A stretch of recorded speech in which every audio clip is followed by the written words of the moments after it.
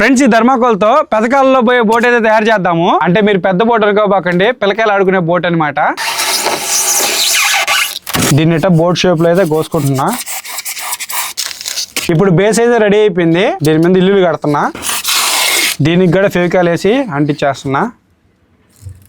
2 ఫ్లోర్లు అయిపోయాయి. ఒక ఫ్లోర్ నాది, ఒక ఫ్లోర్ మీది. మన మినీ షిప్ అయితే రెడీ అయిపోయింది. దీనికి అపార్ట్మెంట్లు అయితే రెడీ చేస్తున్నాను. ఇప్పుడు మన షిప్ కలర్ఫుల్ గా ఉంది. దీనికి ఇప్పుడు ఇంజిన్ బిగిద్దాం. ఇంజిన్ అంటే ఏదేదో అనుకోబాకండి. దీని బ్యాక్ సైడ్ ఒక చిన్న హోల్ పెట్టుకొని, ఈ విధంగా హోల్ పెట్టుకొని, ఈ స్టాక్ వచ్చి ఒకవైపు బెలూన్ పెట్టేసి దీనికైతే టేప్ వేస్తున్నాను ఊడిపోకుండా ఉండేదానికి.